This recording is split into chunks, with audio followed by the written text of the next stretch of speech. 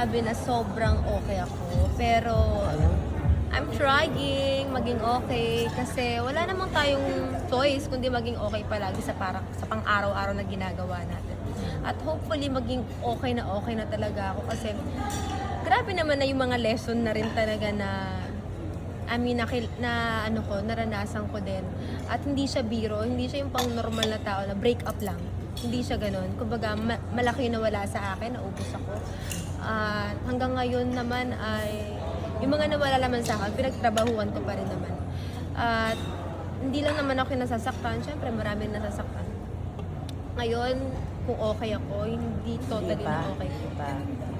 Mukha lang okay, pero hindi talaga. Diba nga ba talaga kung sino pa yung laging nakangiti, sino pa yung laging masaya, sila talaga yung may mabigat na pinagdadaanan.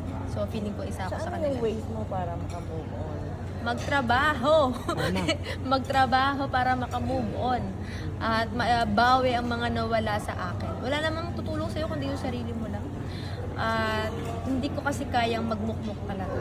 At walang gawin or alam mo yun, i-down ko pa yung sarili ko kasi papahirapan ko lang yung sarili ko eh. So, habang may mga opportunity, may mga blessing, bakit hindi ko i-grab? At mag-heal pa unti-unti while nagtatrabaho. Kasi may time na parang nagtatrabaho ako tapos nakakalimutan ko na ay in pain pala ako. So, ito yung siguro yung kung paano yung feeling ko na magiging okay ako. Mas nabasa ko kasi na may betrayal, may mga lies. Bakit umabot ng ganong kalaki? 50 million? Oo nga. Ganito po kasi yun. Una kasi, hindi naman agad 50 million yung binigay ko. Ano siya, unti-unti. 2 years ago na sabi ko na, di ba, na parang una 40 million lang kasi bago kami 40, anniversary. 40. Apo, hanggang naging 10 million, naging 50 million, naging plus 10 million. Kasi siguro, Sila ginagamit, Mars? sa crypto. Crypto. Crypto po talaga. At ganito kasi yun eh, yung mga kung mag-i-invest ka doon, syempre pag mag-i-invest ka, mag-expect ka palagi ng may balik or may tubo. So yun doon po yun. So yung una naman namin, naging okay naman talaga yung pag-invest ko sa kanya. Tapos yung mga sumunod na, ito na yung 40 million, then another 10 million, wala po talagang nangyari. Tapos yung iba naman kasi, ako po minsan kasi nagbabayad ng mga utang niya na. So, Utang niya, bakit siya nakaka-utang? Dahil nagkaroon din sa mga investor niya po. So, Sa crypto pa sa crypto pa din. So, syempre, naawa ako sa tao at yung sinasabi kong betrayal, every time may nalalaman ako, hindi ko kasi alam na may pinapa-invest pa pala siya or na hindi ko alam na hindi pa pala siya tumitigil kasi pinatigil ko na siya. Yun yung another 10 million na ako na lahat sumasalo sa lahat ng mga nagawa niya. Kasi syempre, umaasa ako na magiging okay, makakabangon siya. Kasi pag partner mo, di ba, na parang kahit sa pinakadulong-dulo or pinaka-down na down niya, tutulungan mo siya eh. So, siguro dun po yung parang akala ko matutulungan ko pa, ma-isa-save ko pa. Kasi meron ako. I mean, kaya kong i-share yung kung anong meron ako. Yung time na walang-wala siya, ako yung meron. So, feeling ko yun yung hindi ko alam kung mali na nagawa ko, pero binigay ko lang yung makakaya ko dun sa partner. Bakit ano yan? Minsan nangungutang siya nang di mo alam? Maraming beses po talaga. Ginagamit yung name mo? Hindi naman. Maraming beses talaga nakakapangutang talaga siya. Actually, lahat ng utang niya hindi ko talaga alam. As in zero. Okay. Never ako kumuha kasi ng phone. Never akong nangailam sa phone niya kasi sobrang busy ko. May kanya-kanya kaming buhay. May privacy siya, may privacy din ako. So, nagtiwala ako sa kanya na hindi niya nagagawin. Pero, grabe na yung tenga ko kasi naalala ko pa rin eh. Hindi niya gagawin pero paulit-ulit niyang ginagawa po sa akin. So, nag-promise siya sa akin na hindi niya gagawin kasi binigyan ko na siya na 6 months. Kapag ginawa mo to, hiwalayan na talaga kita. Okay. Hindi ko na talaga kaya. So, yung mga 6 months, akala ko talaga walang nangyayari, wala siya ng utang. Pero lahat yun na itago niya sa akin hanggang sa unti-unti na lumalabas na meron pa rin. So, ibig sabihin, may mga taong nagtitext, tumatawag sa'yo, sinasabi Nagme-message. ng utang, Oo. nagamit yung pangalan mo, hindi naman. Hindi naman sinasabi na gamit yung pangalan ko, pero kasi nagagamit ako kasi alam na partner Boyfriend. ako. So meron siyang parang, ano ba yon, credibility. Kasi ako yung partner niya. Parang ikaw yung reference. Yes, parang ako yung naging goal. Parang kaya hindi kita masingil o kaya kita napapautang kasi ang partner mo si Sash na. Mataas yung respect ko kay Sash na. Eh, ang alam nila na parang alam ko, bakit? Syempre, parang partner mo yan, dapat alam mo. Yeah. Hindi eh. I mean, iba nga yung boyfriend mo nga nag-cheat eh, hindi mo alam eh. So, feeling ko ganun yung nangyari sa akin na ilang beses nag-cheat using pangungutang nang hindi ko alam. So, ibig sabihin, ano yung dumating? Ano yung nangyari dumating ka sa point na sinabi mong tama na ayoko na? I will stop this. Meron ulit ako nalaman na inutangan niya na influencer. Parang Okay. kakakita ko pa lang na kaka-friend ko pa lang sa influencer na biglang bakit inutangan mo? Hindi ko na Magkano naman hiniram alam. niya doon? Saglit mo Million lang din? naman. Hindi Hindi naman naman. po. 100k lang ganyan. Pero Kahit pa eh, oo. kahit na. Tapos, syempre, marami pang mga pending na investor. Natakot na din po kasi ako. Syempre, binild ko yung pangalan ko, yung Sayang. credibility ko. Na kahit piso, wala po talaga akong utang. Takot ako sa ganyan kasi. Umabot ba sa point na ikaw na yung sinisingil? Opo, at ako yung nagbabayad talaga. Kung may loob. Para lang hindi na Ah. magkagulo or lumabas at naaawa ako kasi ilang beses niya nang tinatry talagang So, bayad na lahat yun, yung mga utang. siya po hindi, parang 50% pa lang. Kahit ako hindi nga po nabayaran po, di ba? So Yung tinatry, binabayaran ng utang niya, bayad na ba lahat? meron pa, may mga nabayaran ako na ako nagbayad ng utang niya. Pero meron pang, hindi ko kasi alam lahat ng utang niya. So meron for sure na hindi pa. Tinigil mo na rin. Tinigil ko na kasi break na kami. Pero kung nandun ako situation, for sure ako pa rin nagbabayad. Ano ang explanation niya sa'yo? Bakit daw palagi niya pa rin ginagawa? Tapal-tapal. Ah. Kunyari nangutang ka. So kasi ang dami hindi nakakaalam. Bakit hindi mo alam? Bakit nagkakautang pa rin? Ganyan. Kasi yun ang nangyayari. Kapag umutang ka, di ba, babayaran mo yung utang mo. So nagkakaroon ka na naman ng utang. Ayan. Para Oo, makabayad. utang Ay, ka para yung makabayad. pinambayad niya Yes. galing sa utang. Yes, Kasi kami mga tapos nangungutang ang na nangyayari pa, binibigyan niya kasi ng percentage. So, magbibigay ka talaga ng ng utang. Kunyari, mangutang ko 100k. O, gagawin ko 150k. So, magpapahiram ka. So, hanggang sa tumaas na lang okay. tumaas. Dahil sa interest. Sa interest. na yun. Kaya marami ding nagpapangutang kasi dahil sa mga interest na nasasabi niya. Which is yun ang nalalaman ko po. Pero after nun, yun na yun. Pero matagal na kayong break since nag-announce ka? No. Or nung Kailan kayo nag-announce lang Kailan talaga? kayo naghiwalay ng formal? July 1 talaga. Ang in-announce ko siya July 4. okay. Pero before that, on the rocks na yung relationship? Medyo na hindi ko na naramdaman ko na alam ko na kung saan papunta to. Mararamdaman mo yung pag nasa relasyon ka na parang okay, hindi ito yung makakatuluyan ko. Mm-mm. Kasi ako syempre 28 na ako at hindi naman nabambuhay na magbabayad ako ng utang ng Totoo iba. naman, totoo naman. At syempre doon ako pa-settle down na ako na may peace of mind na ako na okay na ako. At ayun, so sabi ko na parang wala na patutunguhan to. Gusto ko na maikasal, gusto ko magkaanak. So parang Maayos. yun lang yung dream Oo, ko. oo. As in talaga, hindi ko dream na gusto ko yumaman ng sobra-sobra. Ang gusto ko lang talaga magkaroon ng family. At alam ko na hindi ko yun sa kanya makukuha. Pero buti hindi na kayo papunta dun sa part na yun. Gusto niya, pero ako alam, hindi, magbayad ko ng utang mo sa iba. Ah, Wala. okay. Hindi talaga. At Mamumulubi ka dyan, Ran. Opo. At saka, ayun lang, kasi saan ko doon nakuha yung pera ko? Siyempre naman, 15 years na po ako nagtatrabaho. Totoo. You work At hard for that. ito katulad na may mga endorsement, may mga promotion. So doon yun, kumbaga sa akin, ilang taon ko yung pinagtatrabaho. 10 to 15 years ko pinagtrabaho yung 50 million na yun. So, yun na nga, Sasha, may natira pa ba sa laki ng napautang mo?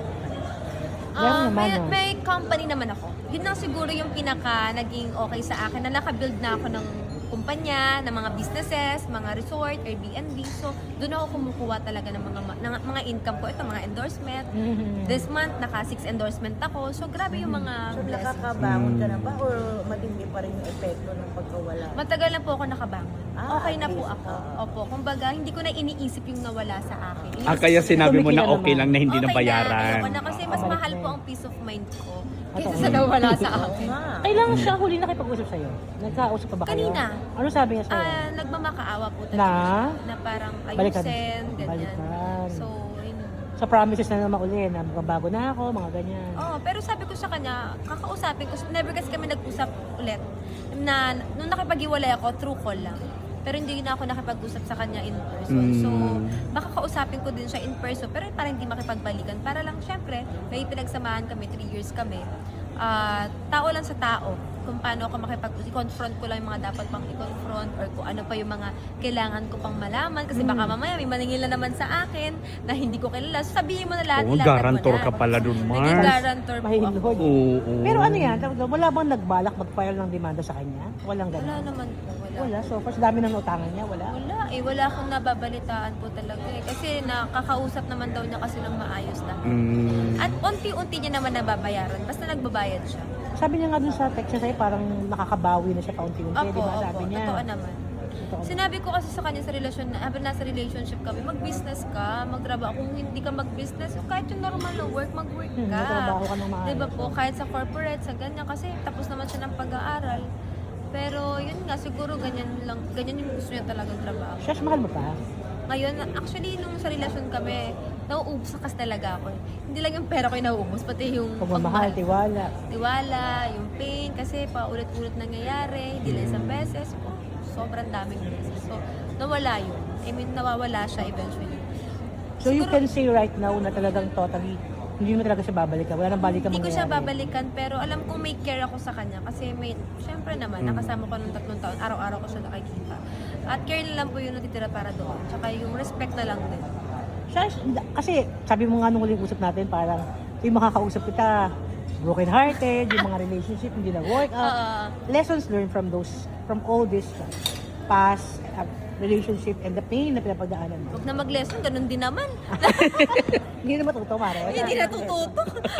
Di ba? Oo nga eh. Hindi, siguro kung magkakaroon ako ng next na karelasyon, siguro yun talagang mas mayaman sa akin. Tama. Oo, tama naman yun. Kasi parang ganun yung mga nakakarelasyon ko dati. Kala ko, ako lagi naman.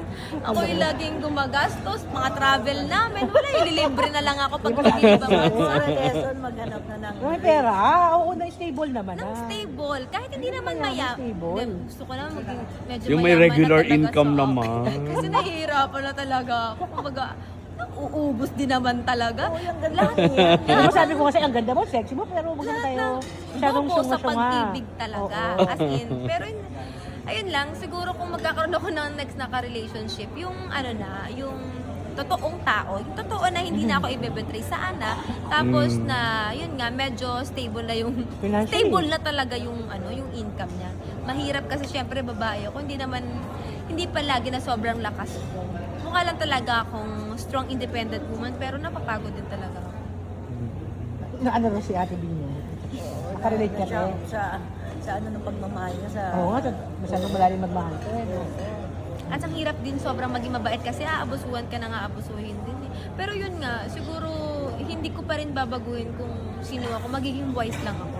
Kung hindi ko babaguhin yung pagiging genuine ko na tao, pure-hearted ko na tao, pero magiging mas mautak lang ako sa next na maging, ako yung hopeless romantic ako eh. Meron, ano pa rin ako na baka may mas better pa. Or baka mas maayos pa. So, hindi talaga ako nagko-close talaga ng door. Kasi, yun lang naman pangarap ko talaga. Magkaroon lang talaga ng family. Nung unang mga buwan, walang ganyan. Maayos kayo ng mga unang months ng relationship. Yung unang buwan, meron na nga. Yun yung Kaagad. 40 million ko. Unang buwan pa lang yun. Opo, parang mga 6 months namin. My lord naman itong babae. Talaga? 30 million talaga. Kasi matagal mo na rin siyang kakilala bago kayo naging magjowa. Medyo po, medyo naman. Oo. Kaya may tiwala na rin. May tiwala ako sa kanya. Paano kanya ng Laki kasi bilis? nung Yan, laki ng 40M. 40M ba, Mars? Ayan kasi family ko. Una niya akong na-convince sa family kasi alam niyang mapagmahal ako sa pamilya ko. So, ang una niya talagang kinausap yung mama ko, yung kapatid ko, bago dumating sa akin. So, sila muna talaga yung nakausap hanggang sa na-convince ako na okay, sige. Siyempre, sila mapagkakatiwalaan ko yung pamilya ko. Kasalanan ng pamilya ko. Pero isang biglaan talaga, 40M, binigay mo. Hindi. Paisa-isa muna siya. Kasi yung 40M na yun, kunyari muna, isang bigla na 20M. Ganyan, isang bigla na 20M. Tapos biglang, kailangan pa natin magpasok ng ganito. Ng 5. So, yun na po. Gusto mo ganito na lang, Mars? Magkano utang sa'yo? Grabe. 50 nga. Gusto mo, singilin namin, bigyan mo kami komisyon. Oo, akin na lang yung 1M, sa inyo yung 49. Ayaw na nga. Tayo sumingil na. Bakit ba ayaw mo singilin? Oo nga, laki-laki niyan, Mars. Kasi alam ko hindi na magbabayad sa akin. Ako po ang sisingil lang po kayo. Si Mother? Sige, ito ni Mama. Niya, ha? Mama ko siya daw maniningil. Pero kasi Oo, ako, kailangan maningin. Sayang yun eh. feeling ko kasi parang You wala work na hard rin for eh. this Hindi now. na mabayaran. Oo nga, how's the reaction of yung mga close sa'yo na Actually, sila nga kasi nautangan din yung mga kaibigan ko. So, na hindi ko alam. Pangyayari. 'Di ba? Tapos, sabi nila na respeto na lang din nila sa akin na hindi sila magsalita, close kasi syempre ako yung tinitignan nila. Okay. Nakakahiya lang sa part ko. Kung nakita yung mga conversation namin, nahiyang-hiya na ako, bakit ganito? Akala ko pagsubok lang na malalagpasan mo, ganun. Yun yung feeling ko. Pero ang Lord. tagal naman na pagsubok na. Ito na lang. Parang nagstay na lang doon. Nakabangon ka. Mas ibahin ko lang ng konti para lang mailabas lang din. Anong feeling naman to be part of Wow! Bakit talaga. endorser na lang? Para mailabas siya. Endorser nito, siyempre kailangan natin mailabas yan. Ano lang, feeling niya. Kahit Yun one naman. paragraph lang yun, Mars. Ibig sabihin, kahit may nawala, may mga dumarating. Kagaya nito. Ito, di ba? May Oo. mga endorse. Sabi ko nga sa'yo, this month meron tayong 6 endorsement. So, Mm. lahat naman yun na yung parang ano ko, na parang at least may endorsement, at least masaya, bumabawi, meron pa rin akong pangbigay sa mga taong nasa paligid. Kasi sobrang selfish ko po talaga. Wala nga akong Hermes eh. Wala akong kahit na Hindi ka mga mahilig ganun sa ba. ganun, Hindi ako no? mahilig Maalahas sa... lang talaga. Maalahas lang po talaga ako kasi endorsement ko po. Maganda naman yun. Pero yun nga, kumbaga gusto ko na lang mas mag-travel na lang kasama yung mga mahal ko sa buhay. Yun ang pinaka-gift ko talaga po sa kanila. Yun lang. So ngayon naman ay moving forward naman ako. Wala nang babalik. Hindi naman Hindi ako bumabalik sa naapektuhan. ex. Para lang yung Ay, ikaw? Opo, never po akong bumalik sa ex. Ah, Once na never over kang na po. Opo. O tapos na. Nabigyan niya na lahat eh. Oo. Wala Timilyo na eh. Ano ka ba naman?